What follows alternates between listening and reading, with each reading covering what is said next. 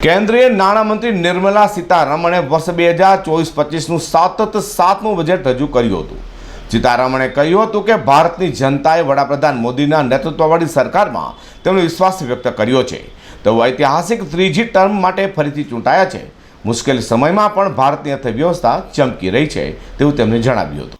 આશા અને અપેક્ષાઓ વચ્ચે નાણામંત્રી નિર્મલા સીતારમણે તેમનું 7મું બજેટ રજૂ કર્યું હતું। વહેલી સવારે નાણામંત્રી સવારે સૌથી પહેલા મંત્રાલય પહોંચ્યા હતા અને અધિકારીઓ સાથે બેઠક કર્યા બાદ રાષ્ટ્રપતિ દ્રૌપદી મુર્મુને મળવા રાષ્ટ્રપતિ ભવન પહોંચ્યા। જ્યાં રાષ્ટ્રપતિએ તેને દહીં અને ખાંડ ખવડાવ્યા પછી સંસદ ભવન પહોંચ્યા હતા। કેબિનેટે અહીં સંસદ ભવનમાં બજેટને મંજૂરી આપી હતી। તો બજેટ રજૂ કરતા કેન્દ્રીય નાણાપ્રધાન નિર્મલા સીતારમણે કહ્યું હતું કે સરકારનું ધ્યાન ગરીબો, મહિલાઓ, યુવાનો અને ખેડૂતો પર રહેશે। સરકાર નોકરીની તકો વધારશે। બજેટમાં ખેડૂતો અને કૃષિ માટે 1.52 લાખ કરોડ, શિક્ષણ અને રોજગાર માટે 1 કરોડ યુવાનોને ઇન્ટર્નશીપ, દર મહિને 5,000, તો સરકાર 10 લાખની એજ્યુકેશન લોન પર 3% વ્યાજ આપશે। ન્યૂ ટેક્સ રિઝીમમાં મોટી છૂટ અપાઈ હોય જેમ 3 થી 15 લાખની આવક પર હવે 20%થી વધારે ટેક્સ નહીં લાગશે। તો બીજી તરફ બજેટ રજૂ થયા બાદ શેર બજાર ધડામ થઈ પડ્યો હતો અને સેન્સેક્સ 1300 તથા નિફ્ટી 400 પોઈન્ટ તૂટ્યો છે।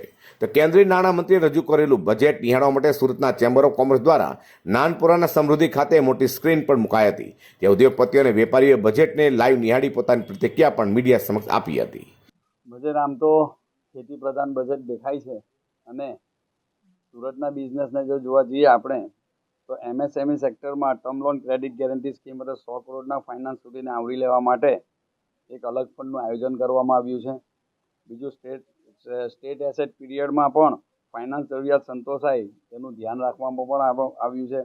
ખાસ મધ્યમ વર્ગ માટે જે મુદ્રા લોન 10 લાખ સુધીની હતી તેને 20 લાખ સુધીની લિમિટ કરવામાં આવી છે।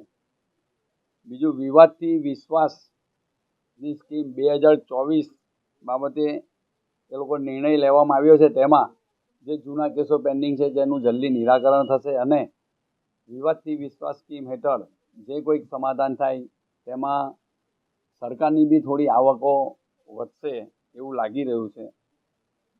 એવું વચન આપવામાં આવ્યું છે કે 1961થી જે ઇન્કમટેક્સના કાયદા ચાલી આવ્યા છે તેને સુધારા કરવામાં આવે, એને બદલવામાં આવે અને ખાસ ટેક્સટાઇલમાં સ્પેન્ડેક્સ યાર્ન ઉપર એના રો મટીરિયલ જે આવતું રો મટીરિયલ પર 7%થી લઈને 5% સુધી એટલે 2%ની એમાં રાહત આપવામાં આવી છે।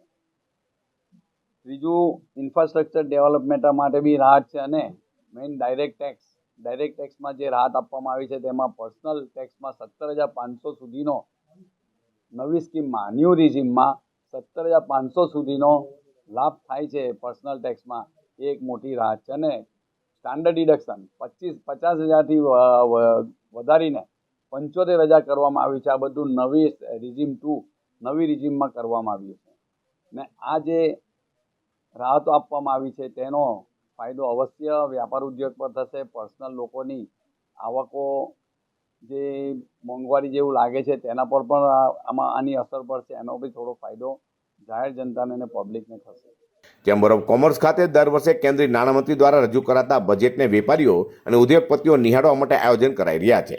ત્યારબાદ વેપારીઓ તથા ઉદ્યોગપતિઓ બજેટની ચર્ચા કરતા પણ નજરે પડે છે। Bureau report, G24 news.